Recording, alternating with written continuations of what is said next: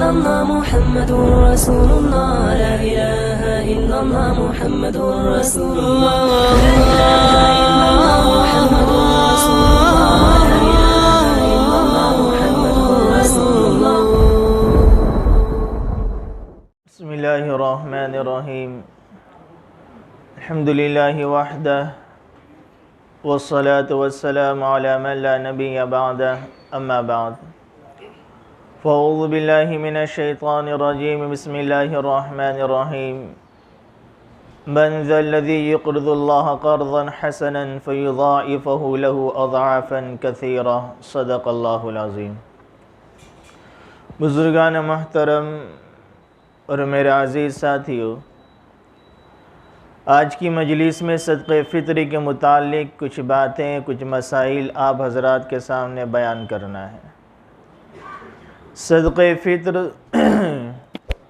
उलमा किराम फरमाते हैं ये इसलिए वाजिब करार दिया कि ये रोज़े की ज़कात है कि इंसान रोज़े में आम तौर पर कबाइर से, बड़े बड़े गुनाह से रमज़ान में आम तौर पर अपने आप को बचाता है, लेकिन फिर भी कुछ लगवियात, कुछ फजूलियात, कुछ बेकार आमाल, बेकार बातें सरजद हो ही जाती है, उस सगीरा गुनाह का इर्तिकाब हो ही जाता है।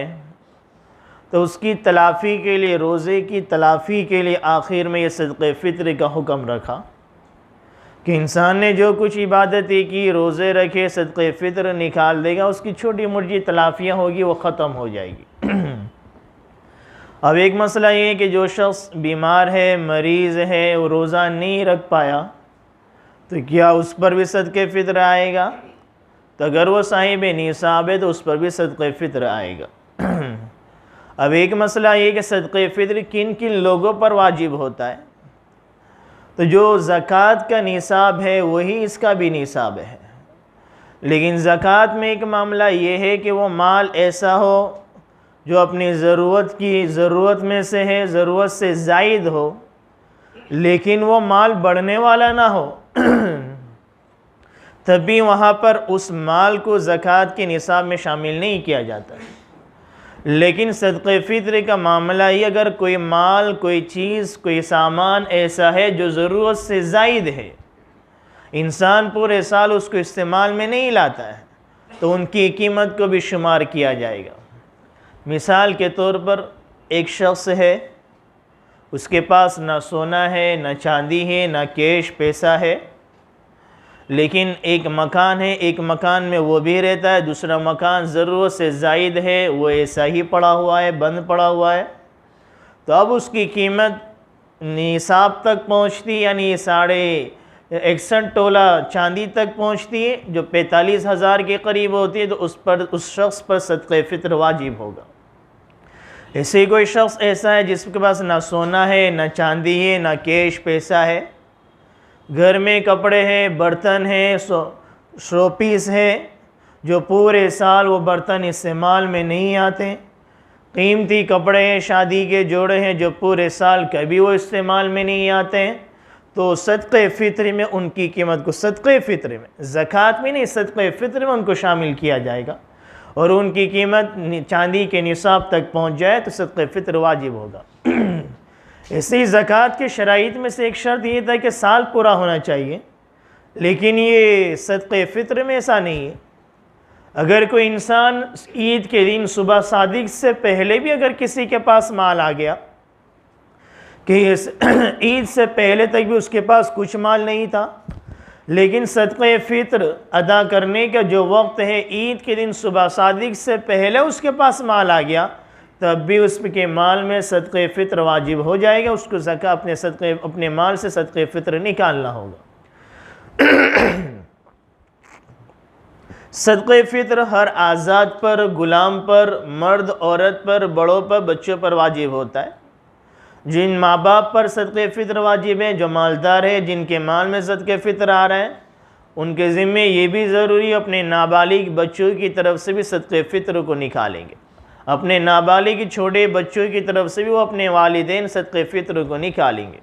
जो बच्चे बालिग है, ख़ुद उनके पास अपना ज़ाती माल है, तो वो अपने माल से सदक़े फ़ित्र को निकालेंगे। अगर उनके वालिदैन उनकी तरफ से निकाल देते हैं तब भी कोई हरज की बात नहीं। इसी तरह से मियाँ बीवी का मामला कि शोहर के पास भी निसाब का माल है, बीवी के पास भी ज़ेवरात है, सोने चांदी है, दोनों पर ज़कात भी है, दोनों पर सदक़े फ़ित्र आ रहा है, तो शोहर के ज़िम्मे ये ज़रूरी नहीं कि अपनी बीवी के ज़ेवरात की वो ज़कात निकाले या अपनी बीवी के मालों की वो खुद सदक़े फ़ित्र की निकाले। हाँ, अगर कोई शोहर निकाल रहा है अपनी तरफ से तो कोई अदा हो जाएगा, उसमें कोई हरज की बात नहीं। लेकिन अगर शोहर मना कर दे, मैं अपनी ज़कात निकालूंगा, मैं अपने सदक़े फ़ित्र निकालूंगा, तुम अपने माल में से ज़कात निकालो, अपने माल में से सदक़े फ़ित्र निकालो, तो बीवी को अपने माल में से ज़कात और सदक़े फ़ित्र को निकालना ज़रूरी होगा। इसी तरीके से सदक़े फ़ित्र ये किन किन चीज़ों से अदा किया जा सकता है, तो 4 चीज़ें हैं कि एक तो गेहूँ, उसके बाद जौ है, खजूर है, किशमिश है। ये 4 चीज़ों से सदक़े फ़ित्र को निकाला जा सकता है। सबसे अदना और आखिरी दर्जा जिस पर हमारा अमल है वो गेहूँ पर है कि 1.25 किलो गेहूँ या उसकी कीमत जो तकरीबन आज 70 रुपये के करीब को पहुँचती है, उसके आगे पीछे हो सकता है, लेकिन तकरीबन 70 रुपया उसकी कीमत होती है। जौ ले लो तो जौ 3.5 किलो होना चाहिए। गेहूँ की मिकदार 1.25 किलो। जब हज़रत उमर बिन ख़त्ताब रज़ियल्लाहु ताला अन्हु बसरा तशरीफ़ ले गए तो हज़रत उमर ने खुतबा दिया। खुतबे में इनके अहकामात को, सदक़े फ़ित्र के अहकामात को बयान फरमाया कि हर मुसलमान आज़ाद पर, ग़ुलाम पर, बालिग नाबालिग, मर्द औरत पर, हर एक पर सदक़े फ़ित्र है। और गेहूँ की निस्फ़ सा, अरबों में सा चलता है जैसे हमारे यहाँ किलो चलता है, और निस्फ़ सा 1.25 किलो होता है कि गेहूँ का निस्फ़ सा, और खजूर और किशमिश इसका 1 सा जो 3.5 किलो होता है। फिर जब वहाँ पर अली करमल्लाहु वजहू बाद में कुछ वक्त के बाद तशरीफ़ लाए तो देखा कि लोगों की माली हालत बड़ी अच्छी है और गेहूँ की कीमत बहुत कम हो गई है। तो हज़रत अली ने फरमाया, अल्लाह ने तुम्हें वुसअत दी है, माल दिया है, खुशहाली दी है, ताकत दी है, तो तुम्हारे लिए बेहतर है कि सदक़े फ़ित्र तमाम चीज़ों की तरफ से 1 सा की तरफ से निकालें। यानी गेहूँ की मिकदार तो 1.25 किलो है और खजूर और किशमिश की मिकदार 3.5 किलो है। अली ने जब लोगों के हालात को देखा कि माली एतबार से बड़े खुशहाल हैं और गेहूं की कीमत बहुत कम हो गई, तो हज़रत अली ने फरमाया तुम्हारे लिए बेहतर ये कि तुम सब की तरफ से 1 सा की तरफ से तुम सदक़े फ़ित्र निकालो। यानी गेहूं का भी तुम 3.5 किलो का हिसाब लगाओ। तो अगर हम 1.25 किलो निकालें तब भी अदा तो हो जाएगा कि अगर अल्लाह ने हमें वुसअत दी तो हम 3.5 किलो गेहूं की कीमत के अतबार से निकालें। अल्लाह ने और वुसअत दी है तो हम किशमिश के, हम उस जौ के अतबार से निकालें। जौ ये 110-120 रुपये के अतबार से बनते हैं। खजूर उसकी कीमतें अलग अलग 200 रुपये, 300 रुपये, 400, 500, 1000, 1100, 1200 की खजूरें मिलती हैं। तो खजूर की कोई दरमियानी कीमत हम मुतय्यन कर लें और उसकी कीमत के अतबार से 3.5 किलो खजूर की जो कीमत बनती है हम उस एतबार से निकालें। जैसे मैंने कुरान करीम की आयत करीमा तिलावत फरमाई, मन ज़ल्लज़ी युक़रिदुल्लाह क़र्ज़न हसना, कौन है जो अल्लाह ताला को कर्ज़ हसना दे। अल्लाह ताला को ज़रूरत नहीं है लेकिन अल्लाह ताला बंदों के लिए मांग रहा है। जब अल्लाह ताला बंदों से मांग रहा है, जब बंदा अल्लाह के राह में खर्च करता है, अल्लाह उसको बहुत ज़्यादा दुगना करके दुनिया में उसको अता फरमाता है। जब यह आयत करीमा नाज़िल हुई, किताबों में लिखा है कि सहाबी आप अलैहिस्सलाम की खिदमत में हाजिर हुए, या रसूलल्लाह मेरे 2 बाग है, ये दोनों बाग में अल्लाह ताला को कर्ज़ा दे देता हूँ, अल्लाह ताला के लिए मैंने वक्फ़ कर दिया। हमारे नबी ने फरमाया कि एक बाग अपने लिए रख छोड़ो, दूसरा बाग अल्लाह के लिए दे दो। सहाबे किराम के जज्बे अल्लाह के राह में ख़र्च करने के कैसे थे। जब उनके सामने कुरान करीम की आयत करीमा आ जाती थी, अल्लाह उसके रसूल के अहकामात आ जाते थे, अपनी जान माल को सब कुछ कुर्बान कर दिया करते। इसलिए हम जब सहाबे किराम के वाक़यात को पढ़ते हैं तो कभी कभी शौक़ में ये बात निकली, काश हम भी सहाबे किराम के दौर में होते।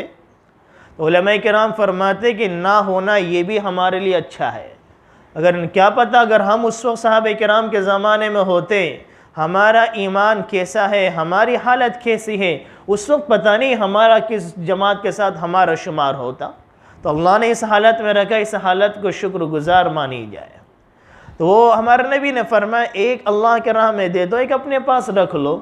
फिर फरमाया कि इसमें से एक मेरा बाग बड़ा कीमती है, एक ही बाग में करीब करीब दरख्त लगे हुए हैं, 300 या 600 दरख्त एक के साथ लगे हुए हैं, बड़ा कीमती दरख्त है, बड़ा कीमती बाग है, मैं वो बाग अल्लाह के राह में दे देता हूँ।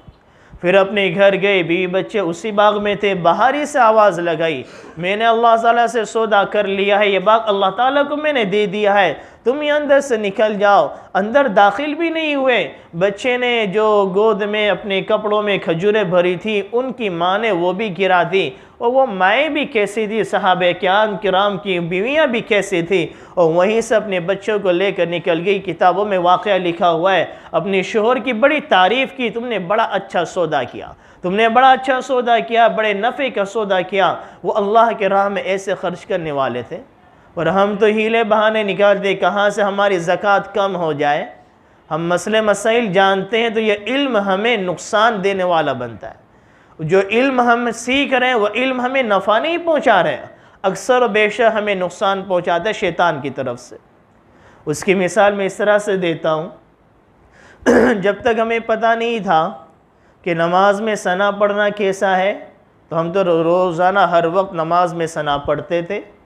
कायदे में अत्तहियात भी पढ़ रहे हैं, कायदे में दुरूद शरीफ भी पढ़ रहे हैं, कायदे में दुआ मासूरा भी पढ़ रहे हैं। कभी भी हमने अत्तहियात पढ़ के सलाम को नहीं फेरा। जब हमारे सामने मसाइल आए, जब हम किसी की मजलिस में बैठे, हम जमातों में निकले, तो हमारे सामने ये मसाइल आए कि नमाज के फ़राइज़ कितने हैं, नमाज के वाजिबात कितने हैं, नमाज की सुन्नतें कितनी हैं। तो सना पढ़ना ये सुन्नत है। अगर किसी ने जल्दबाजी में नमाज शुरू कर दी, सना नहीं पढ़ी, तब भी ना सजदे सव आएगा ना उसकी नमाज में, हाँ नुक्स तो है कि सुन्नत को छोड़ दिया, लेकिन सजदे सव नहीं आएगा, उसकी नमाज हो जाएगी। हमने ये मसला जहाँ सुना कि अत्तहियात पढ़ लेंगे, वो सलाम फेर दिया जल्दी में, जल्द है एक बार ट्रेन पकड़नी है, जल्दी से कहीं जाना है, या हम फजर की सुन्नत पढ़ रहे हैं, हमारी फ़र्ज़ नमाज फ़ौत हो जाएगी। अगर हमने दुरूद शरीफ पढ़ा, दुआ मासूरा पढ़ा तो जमात फ़ौत हो जाएगी। हमें ये मसला पता चला तो हमने इसकी आदत ही बना ली। अत्तहियात दुरूद शरीफ पढ़ने की ज़रूरत तो नहीं है, दुआ मासूरा वाजिब तो नहीं, अत्तहियात पढ़ के हम सलाम फेर रहे हैं। हमें जब पता चला वुज़ू में कुल्ली करना, नाक में पानी डालना ये सुन्नत है, वाजिब नहीं है। 3 मरतबा आज़ा को धोना सुन्नत है, 1 मरतबा से वुज़ू हो जाएगा। हमारा अमल हमें और कुरान हदीस से दूर कर रहा है, नाऊज़ु बिल्लाह। या इल्म तो वो, इसलिए हमारे नबी दुआ फरमाते थे, उलमा किराम दुआ फरमाते थे, अल्लाह मुझे इल्म नाफ़े अता फरमा। हमें इल्म हो तो हमें उन चीज़ों का इल्म नाफ़े अता फरमा। तो हमें जिन चीज़ों का इल्म हुआ ये अमल तो सुन्नत है, तो हमें और एहतिमाम के साथ करना चाहिए कि मेरी वुज़ू की कोई सुन्नत ना छूटने पाए, मेरी नमाज की कोई सुन्नत छूटने ना पाए, मेरे ज़कात, मेरे वाजिबात, मेरे सदक़े फ़ित्री के जितने अहकाम है उसके मुताबिक पूरी तौर पर मैं अदा करने वाला बनूँ। तो हम तो हीले बहाने निकालते कि मेरी ज़कात कम हो जाए, कि माँ बाप के पास पैसा है अपने नाबालिग बच्चों को दे देते हैं। नाबालिग बच्चे हैं कि भाई मेरे पास तो कुछ नहीं, मेरे बच्चों का उन पर ज़कात नहीं, ख़ुद माँ बाप ज़कातों का वसूल कर रहे हैं। तो हम अल्लाह के रास्ते में ख़र्च करने वाले बनेंगे या अल्लाह ताला से छुपा कर रखेंगे, तो ये उसमें हमारा नुकसान है, अल्लाह ताला का कोई नुकसान नहीं है। तो सदक़े फ़ित्र की मिक़दार में किन किन चीज़ों से अदा किया जाए उसके लिए बारे में बता रहा था कि पहली किस्म गेहूँ की, 2.25 किलो गेहूँ, लेकिन हम उसको 3.5 किलो के एतबार से भी निकाल सकते हैं। और इसी तरीके से जौ तो 3.5 किलो 110-120 के करीब होता है। और तीसरे नंबर पर खजूर के बारे में मैंने बताया, खजूर की अलग अलग की कीमत होती है, तो दरमियानी कीमत को पकड़कर 3.5 किलो के एतबार से निकाल दें। जहाँ हम हमारी ज़कात लाखों रुपया रमज़ान में निकलती हैं, वहाँ पर अगर हमारे सदक़े फ़ित्र भी आला दर्जे का निकल जाए तो उसमें हमारा ही फ़ायदा है दुनिया आखिरत का। और उसके बाद आखिरी दर्जा जो सबसे ऊँचा दर्जा किशमिश का है, जिसको लाल दराग कहते हैं, उसकी कीमत और ऊँची है। वो 3.5 किलो के एतबार से 1100, 1200, 1300 के करीब वो कुछ पहुँचेगी। उसकी कीमत निकाली जाए और 3.5 किलो किशमिश के एतबार से निकालें। सदक़े फ़ित्र मैंने एक वजह तो ये बयान फरमाई कि इसमें रोज़े की जो गलतियाँ हुई उसकी तलाफ़ी का ज़रिया बनता है। और उलमा किराम ने दूसरा मकसद सदक़े फ़ित्र का ये बताया कि हमारे माशरे, हमारे सोसाइटी में, हमारे मोहल्ले में, हमारे ख़ानदान में जो गरीब है उनकी भी ईद अच्छी तरीके से गुज़र जाए। इसलिए अब्दुल्ला बिन मसूद या अब्दुल्ला बिन उमर, इन दोनों में से किसी के बारे में आता है कि वो ईद के 3 दिन पहले ही सदक़े फ़ित्र को निकाल दिया करते थे। आज लोग ये मसला ही पूछते हैं क्या रमज़ान में सदक़े फ़ित्र निकाल सकते हैं या नहीं निकाल सकते हैं। तो रमज़ान में भी सदक़े फ़ित्र को निकाल सकते हैं, बल्कि बेहतर है ईद के 2-3 दिन पहले आप किसी गरीब को दे दो, और वो भी ऐसा नहीं आप अपने पूरे घर की कीमत। और सदक़े फ़ित्र भी किन लोगों को दिया जाएगा? जो ज़कात के मुस्तहिक है उन्हीं को सदक़े फ़ित्र भी दिया जाएगा, जो ज़कात के मुस्तहिक नहीं है उनको सदक़े फ़ित्र नहीं दे सकते। इसी तरीके से सदक़े फ़ित्र ये काफिरों को भी नहीं दिया जाएगा। आज इंसान हमारे मोहल्ले में जो मांगने के लिए आ रहे हैं, रोज़ाना कई दिनों के वक्फे से मोबाइलों पे क्लिप आ रही है कि ऊन में, उदना में, अमन सोसाइटी में एक औरत पकड़ी गई, बुरखे में, गैर मुस्लिम थी, मांगने आई, हिंदू था, दाढ़ी रख कर आया था, गैर मुस्लिम था, मांग रहा है। हमारी ज़कात हम गैर मुस्लिमों को, काफिरों को दे रहे हैं। हम हमारे सदक़े फ़ित्र की रकम ऐसे जो मांगने वाले, आने वाले, उनको दे रहे हैं। हमारी न ज़कात अदा होगी, न हमारा सदक़े फ़ित्र अदा होगा। हमारे ख़ानदान में, हमारे माशरे में, हमारी सोसाइटी में, हमारे शहर के मदारिस में जहाँ गरीब मदरसे, गरीब बच्चे पढ़ते हैं, जो मदरसा ज़कात का मुस्तहिक होता है, वहाँ अपनी ज़कात की रकमों को, सदक़े फ़ित्र की रकमों को पहुँचाया जाए। तो बेहतर ये कि हमारे घर के तमाम की सदक़े फ़ित्र को निकाल कर किसी एक ही फ़र्द को दे दें ताकि उसकी ईद अच्छी तरह से गुजर जाए। हम 100 रुपये इससे दे रहे हैं, 100 रुपये उससे दे रहे हैं, 100 रुपये उससे दे रहे हैं, तो 100 रुपये से सामने वाले का कोई होने वाला नहीं। घर में 10 अफराद है, 10 अफराद का सदक़े फ़ित्र अगर हमने एक शख्स को दे दिया तो उसका ईद भी अच्छी तरीके से गुजर जाएगी और ईद के बाद की ज़िंदगी भी अच्छी से गुजर जाएगी। ऐसे एक मसला ये है कि सदक़े फ़ित्र इंसान जहाँ पर है वहाँ की कीमत का एतबार किया जाएगा। कि रमज़ान में बहुत से लोग उम्रे में होते हैं, ईद के दिन वो मक्कतुल मुकर्रमा या मदीनतुल मुनव्वरा में होते हैं, उनके घर वाले यहाँ पर है, अब वहाँ पर रियाल है, वहाँ पर गेहूँ की कीमत अलग। तो वो क्या करते हैं कि अपने घर वालों में कह दिया कि भाई तुम सदक़े फ़ित्र हमारा निकाल देना, तो वहाँ भी यहाँ की कीमत के एतबार से निकाल लें। जैसे कि गुज़िश्ता महीने हम उम्रे में थे, तो हमारी होटल में एक मुझे कहने लगे कि हमने तो सदक़े फ़ित्र अपने यहाँ पर हिंदुस्तान में निकाल दिया। मैंने कहा कितना निकाला? कि वही जो अपने 1.25 किलो की कीमत निकालते हैं। मैंने कहा आप यहाँ पर हो तो यहाँ की कीमत, यहाँ मदीना में, मदीनतुल मुनव्वरा में 1.25 किलो गेहूँ की कीमत जो है, जितने रियाल बनते हैं उतने रियाल को आप हिंदुस्तान की कीमत के एतबार से डिवाइड करके फिर आप वहाँ पर दिलवा सकते हो। तो लोगों के जहनों में ये नहीं कि आदमी हरमैन शरीफैन में है, उम्रे के लिए जा रहा है, उसका सदक़े फ़ित्र यहाँ हिंदुस्तान के एतबार से निकाल लें। या इसी तरीके से बहुत से रिश्तेदार होते हैं इंग्लैंड में, लंदन में, कनाडा, अमेरिका में, किसी का लड़का, किसी की लड़की, किसी का कोई रिश्तेदार है, अब वो यहाँ पर कह देते हैं या कीमत भिजा देते हैं कि आप सदक़े फ़ित्र निकाल देना। तो वो भी यहाँ वाले भी जो होते हैं वो अपने हिंदुस्तान की कीमत के एतबार करते हैं। जिस कंट्री से सदक़े फ़ित्र की कीमत आ रही है, वो बंदा जिस कंट्री में है, जिस मुल्क में है, वहाँ वो गेहूं का या किशमिश का या खजूर का जिस क्या वो भी वो सदक़े फ़ित्र की कीमत अदा कर रहा है, तो उस मुल्क में, उस कंट्री में उसकी कीमत कितने पाउंड बन रहे हैं, कितने डॉलर बन रहे हैं, उतने डॉलर को डिवाइड करके हिंदुस्तान की कीमत कितनी हो रही है, तो हिंदुस्तान की फिर उतनी कीमत को अदा किया जाएगा। ऐसे ही अभी थोड़े दिन पहले एक ने मसला पूछा कि लंदन या इंग्लैंड से हर मरतबा उनके पास पैसे आते हैं रोज़े के सदक़े फ़ित्र के, और कितने आते हैं? तो भाई एक रोज़े का सदक़े फ़ित्र, एक रोज़े का फ़िदिया, एक रोज़े का फ़िदिये की कीमत एक सदक़े फ़ित्री के बक़द्र है। तो लंदन इंग्लैंड से पैसे आए, कितने आए? हिंदुस्तान के 60-70 रुपये के एतबार से पूरे महीने के पैसे भेज दिए कि कम कीमत में हो जाएगा, कि लंदन की कीमत लगाओगे तो पूरे महीने के रोज़े की कीमत कहाँ जाएगी। तो हिंदुस्तान में पैसे भेज दिए 60-70 के एतबार से। और साहब ने मुझे मसला पूछा कि उन्होंने इतनी कीमत भेजी है। मैंने कहा कि उनको वहाँ की कीमत के एतबार से निकालना होगा। वो साहब कहने लगे तो फिर बहुत ज़्यादा हो जाएगा, तो वहाँ की कमाई भी तो बहुत ज़्यादा है। आदमी जब वहाँ कमा रहा है, महीना पूरा हो रहा है, तो ये तो नहीं कहता कि हिंदुस्तान की कीमत के एतबार से मुझे रुपये दे दो। वहाँ लेने के एतबार से तो डॉलर पाउंड ले रहे हैं, और जब ज़कात है या सदक़े फ़ित्र निकाल रहे हैं तो हिंदुस्तान का हिसाब लगा रहा है। तो हम अपने मसाइल को समझे सीखे, तो ये कम से कम ये ईद के 3-4 दिन पहले निकाल दे। अगर ना निकाल सके तो ईद की नमाज से पहले तक निकाल दे। अगर किसी बंदे ने ईद की नमाज से पहले भी ना निकाला तो ईद की नमाज के बाद भी निकाल दे, उसका अदा हो जाएगा। ऐसे एक मसला लोग पूछते हैं कि एक हमल है, अभी बच्चा पेट में है और हमल बाहर नहीं आया, बच्चा की विलादत नहीं हुई लेकिन करीबी वक्त है, तो क्या उसका सदक़े फ़ित्र भी वाजिब होगा? तो जो हमल में अभी दुनिया में ही नहीं आया तो वह शरीयत के अहकाम का मुकल्लफ़ नहीं। हाँ, उसकी तरफ से हम नफली सदक़ा निकालें कि अल्लाह ताला आसानी का मामला फ़रमाए, बच्चे की और बच्चे की माँ की हिफाजत फ़रमाए, उसके लिए हम नफली सदक़ात निकालते रहें, लेकिन उसके लिए सदक़े फ़ित्र वाजिब नहीं होता। अल्लाह ताला समझने के, अमल करने की तौफ़ीक़ अता फ़रमाए। आमीन। व मा अलैना इल्लल बलाग़।